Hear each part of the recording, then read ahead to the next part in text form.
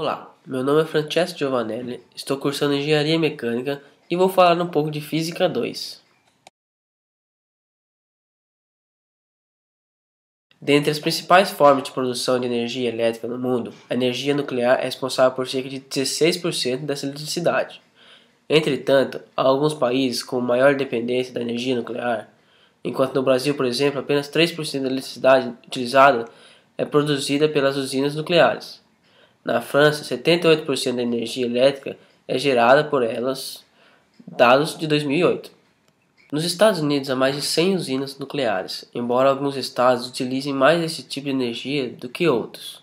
Enquanto no Brasil temos em funcionamento apenas duas, Angra 1 e Angra 2, estando uma terceira, Angra 3, em fase de instalação, todas constituintes da Central Nuclear Almirante Álvaro Alberto. A pergunta principal é: como funcionam as usinas nucleares? Para começar, é importante definir o que é energia nuclear. Trata-se da energia liberada da transformação de núcleos atômicos. Basicamente, o que ocorre é a transformação de um núcleo atômico em vários outros núcleos mais leves, ou ainda em isótopos do mesmo elemento. Fissões nucleares, reações que consistem na quebra de um núcleo mais pesado em outros menores e mais leves, após a colisão de um nêutron no núcleo inicial, são a base para a produção de energia nas usinas nucleares. Assim, sendo o urânio um elemento bastante disponível na Terra, é o principal recurso utilizado nas reações nucleares dessas usinas. O urânio-238, por exemplo, que tem meia-vida de 4,5 bilhões de anos, compõe 99% do urânio do planeta. Já o urânio-235 compõe apenas 0,7% do urânio remanescente, e o urânio-234, ainda mais raro, é formado pelo decaimento de U-238. Apesar de menos abundante, o U-235 possui uma propriedade interessante que o torna útil tanto na produção de energia quanto na produção de bombas nucleares.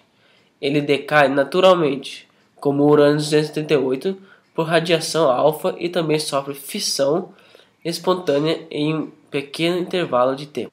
No entanto, o urânio-235 é um elemento que pode sofrer fissão induzida, o que significa que, se um nêutron livre atravessar seu núcleo, ele será instantaneamente absorvido, tornando-se instável e dividindo-se. Consideremos então um nêutron que se aproxima de um núcleo de urânio-235. Ao captar o nêutron, o núcleo se divide em dois átomos mais leves e arremessa de 2 a 3 nêutrons. Este número depende da forma como o urânio se dividiu. Os dois novos átomos formados emitem radiação gama de acordo com o modo que se ajustam em seus novos estados.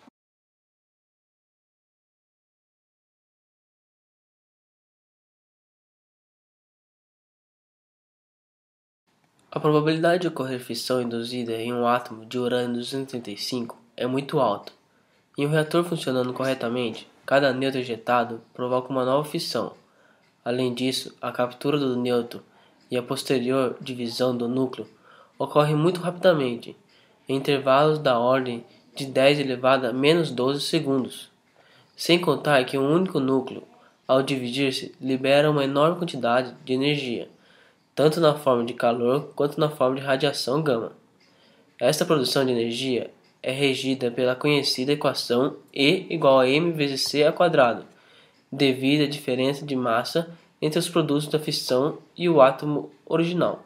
Para que uma amostra de urânio apresente as propriedades acima, é necessário que ela esteja enriquecida, de modo a conter de 2% a 3% a mais de urânio-235. O enriquecimento de 3% é suficiente para que o uso em um reator nuclear que trabalhe na produção de energia. E como funcionam as usinas nucleares? Conforme já dito, para colocar uma usina nuclear em funcionamento, é necessário, antes de mais nada, urânio enriquecido. Para se ter uma ideia, meio quilo de urânio-235 enriquecido, que é a quantidade usada para fornecer energia a submarinos e porta-aviões, é equivalente a 3 milhões de litros de gasolina. Em geral, o urânio é formado em pellets, que é formado de pílulas, com um diâmetro próximo ao de uma moeda de 10 centavos, e espessura de 2,5 centímetros. Estes pellets são dispostos em hastes longas agrupadas em feixes, os quais ficam submersos em águas dentro de recipientes de pressão. A água, por sua vez, tem a função de refrigerar o sistema. Para que o reator funcione, o feixe precisa ser levemente supercrítico. Isso significa que, caso fosse deixado sozinho, o urânio derreteria. Portanto, para que isso não ocorra, são inseridas no feixe hastes de controle, as quais são feitas de material capaz de absorver os nêutrons, utilizando um dispositivo que pode abaixar e levantar as hastes. Assim, elevar e abaixar as hastes controla o nível de reação nucleares.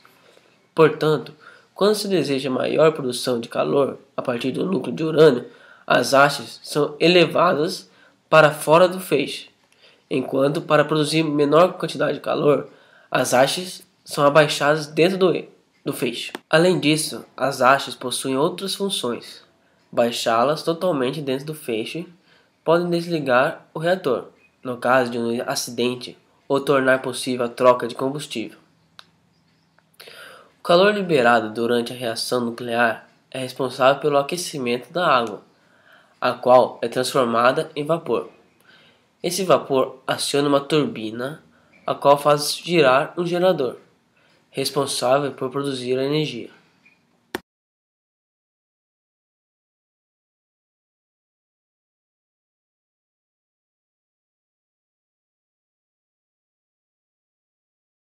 Em algumas usinas, o vapor do reator passa através de um trocador de calor intermediário, a fim de transformar a água de um outro circuito em vapor, o qual será o responsável pelo acionamento da turbina a vapor.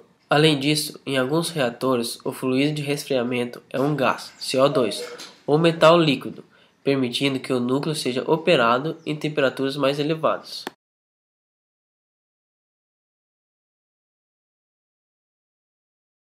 Este foi o início da trajetória da física ou mecânica quântica, que estuda os eventos que transcorrem nas camadas atômicas e subatômicas, ou seja, entre as moléculas, átomos, elétrons, prótons, pósitrons e outras partículas.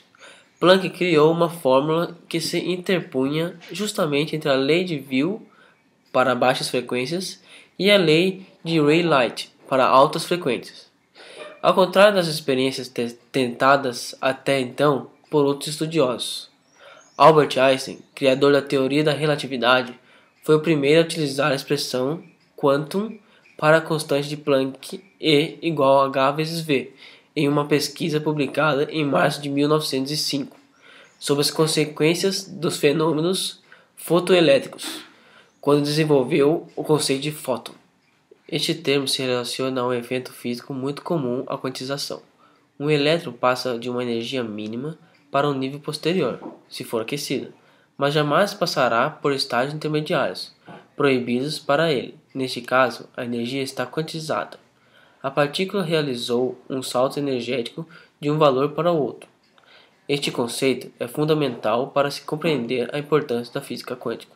Seus resultados são mais evidentes na esfera macroscópica do que na microscópica. Embora os efeitos percebidos no campo mais visível dependem das atitudes quânticas reveladas pelos fenômenos que ocorrem nos níveis baixos da escala atômica.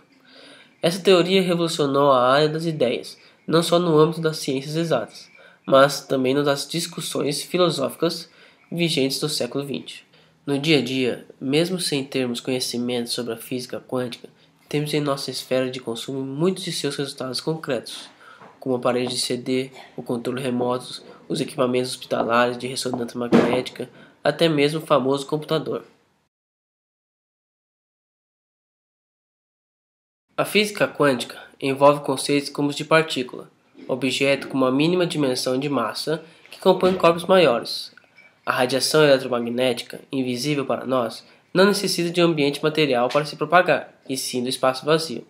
Enquanto as partículas tinham seu movimento realizado pela mecânica de Newton, as radiações das ondas eletromagnéticas eram descritas pelas equações de Maxwell. No início do século XX, porém, algumas pesquisas apresentaram contradições reveladoras, demonstrando que os comportamentos de ambas podem não ser assim tão diferentes uns dos outros. Foram essas ideias que levaram Max Planck à descoberta dos mecanismos da física quântica, embora ele não pretendesse se desligar dos conceitos da física clássica. A conexão da mecânica quântica com conceitos como a não localidade e a causalidade levou essa disciplina a uma ligação mais profunda com conceitos filosóficos, psicológicos e espirituais.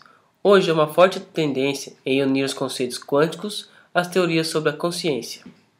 Físicos como o indiano Amit Goswami se valem dos conceitos da física moderna para apresentar provas científicas da existência da imortalidade, da reencarnação e da vida após a morte. Ele defende a conciliação entre física quântica, espiritualidade, medicina, filosofia e estudos sobre a consciência. Seus livros estão repletos de descrições técnicas, objetivas, científicas, o que tem silenciado seus detratores. Frijot Capra, PhD, físico e teórico de sistemas, revela a importância do observador na produção dos fenômenos quânticos. Ele não só testemunha os atributos do evento físico, mas também influencia na forma como essas qualidades se manifestaram. A consciência do sujeito, que examina a trajetória de um elétron, vai definir como será seu comportamento. Assim, segundo o autor, a partícula é despojada de seu caráter específico. Se não for submetida à análise racional do observador, ou seja, tudo se interpenetra e se torna interdependente, mente e matéria, o indivíduo que observa e objeto sob análise. Outro renomado físico, Prêmio Nobel de Física, Eugene Wigner, atesta igualmente que o papel da consciência no âmbito da teoria quântica é imprescindível.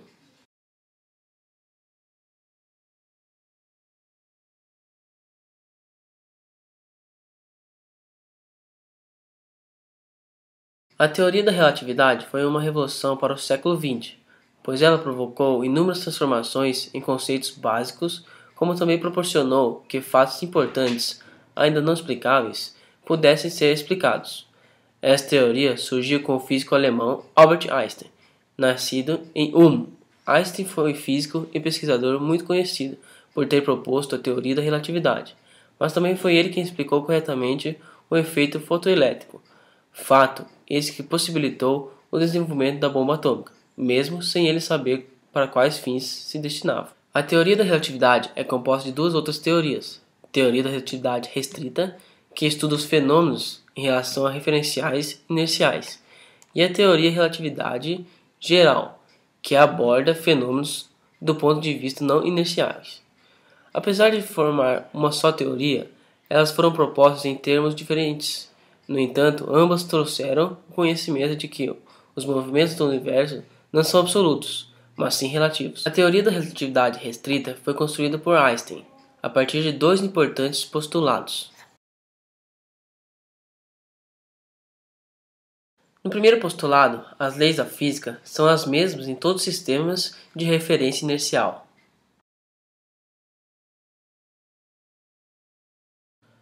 No segundo postulado, a velocidade da luz no vácuo tem o mesmo valor para qualquer referencial inercial, ou seja, c igual a 300.000 km por segundo.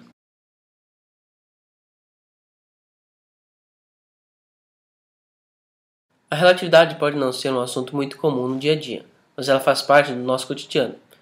Quando aproximamos da velocidade da luz, tudo muda. Nesse sentido, a relatividade é muito importante.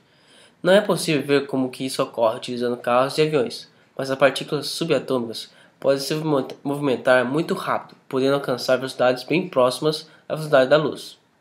Um instrumento muito comum na atualidade utiliza mecanismos advindos da relatividade para determinar com alta precisão a posição na Terra. Esse é o chamado GPS, encontrando em celulares de última geração. Esse instrumento depende de 24 satélites ao redor da Terra para a determinação correta da posição. Mas se não fosse a relatividade, todas as medidas estariam erradas. Os cálculos e correções relativísticos são necessários em consequência da velocidade dos satélites, aproximadamente 14.000 km por hora. Essa velocidade é realmente pequena se comparada com a velocidade da luz, mas mesmo assim os cálculos são necessários. O aparelho de GPS está cada vez mais presente em nosso cotidiano, seja no avião, nos automóveis, navios, em muitos lugares podemos encontrá-los. Caso não fossem calculados os efeitos da relatividade, poderiam acontecer grandes desastres.